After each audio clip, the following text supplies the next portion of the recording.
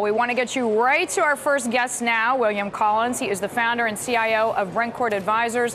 His flagship fund focuses on special events in the equity and credit markets. Bill, welcome to Money Moves. Glad to have you with us. Well, thanks, Deirdre. We know you've been in the hedge fund business 20 years, 10 years on your own with your own shop. Yeah. So what strategies are you using most these days? Well, we've been involved in event-driven strategies from back to my predecessor firm in '93 through Brencourt to today. So it's always been about companies that are undergoing some form of corporate change. So we're really about analyzing that change and then trying to invest in that change, as opposed to is the market going up or down, or are interest rates going up or down. Now, I know Bloomberg named your standalone credit fund as one of the best credit funds in the past 5 years. What are you looking at as part of this strategy for the new year? One of the things that we're looking at is to take advantage of some of the dislocation that we've recently seen in the credit markets, where everything has become topsy-turvy. And so what we've been doing recently is what's called a basis package trade. And we've put a number of these trades on where essentially in a basis package, you buy the distressed debt and then you buy CDS insurance protection with the same maturity as that debt. Now, mathematically, that has to go to 100 at the time of maturity of the debt. Normally, that trades as 100 as a package.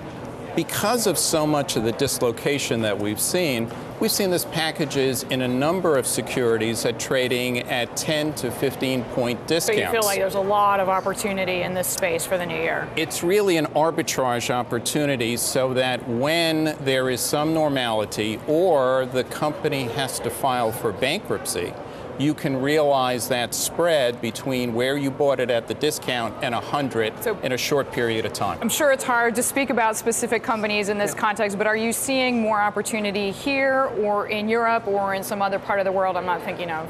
We're seeing opportunity both here and in Western Europe. For example, we have a basis trade on now on a European paper company.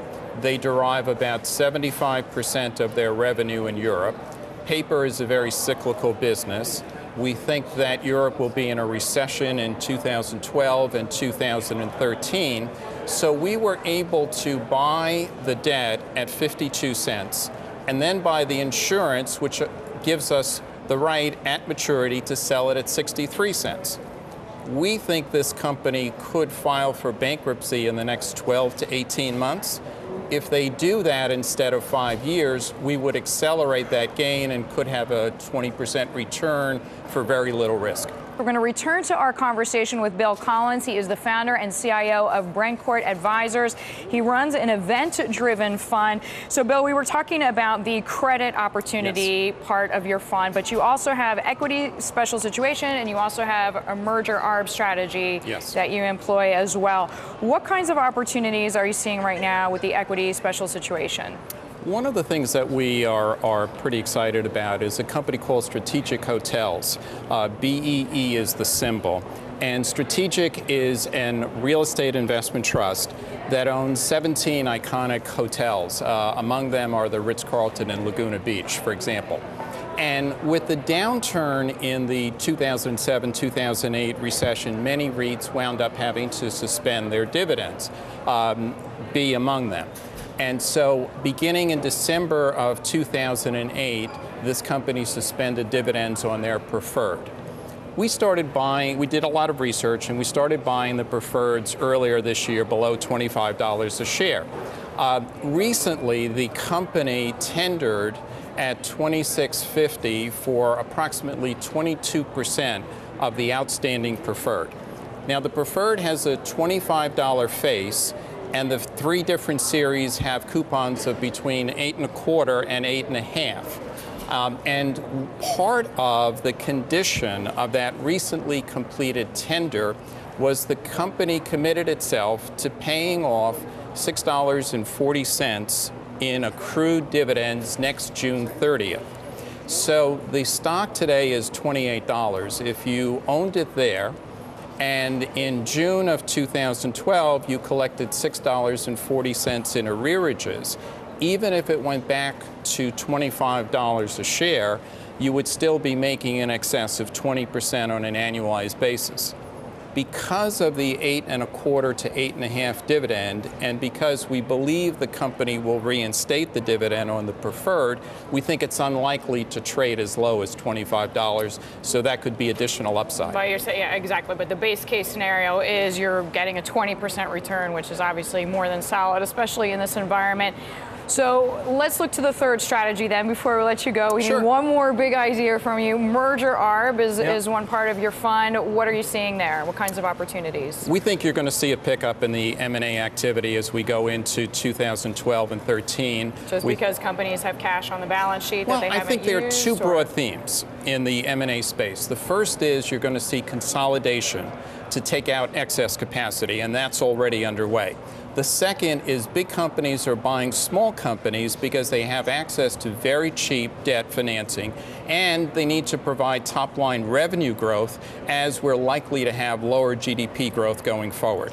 So we think those two themes will drive M&A into the future. One of the positions that we have today that we like, Goodrich announced in late September that they had accepted a $127.50 cash offer from United Technologies. Now, this is a very large transaction. It's $18 billion. What's important is they're both in the aerospace business. If UTX can close this transaction, it can provide them with significant future growth for their business going forward. Now, the companies have guided that they expect to complete this transaction late in the second quarter of 2012. So you're not going to see too many regulatory pressures? You have a number of regulatory issues here because these are global companies. So they are subject to regulatory review in the United States, in Europe, in China, and a number of other jurisdictions. The companies have guided that they may have divestitures of up to $900 million in order to allay antitrust concerns, and we believe that that will be doable, and this would be an 8 to 9% annualized rate of return if they were able to close the transaction in that time period. Okay, Bill, we thank you so much for coming, sharing some of your ideas, the three strategies, the standouts. Bill Collins with us there, the founder, CEO, and CIO of Brencourt Advisors, an event-driven fund.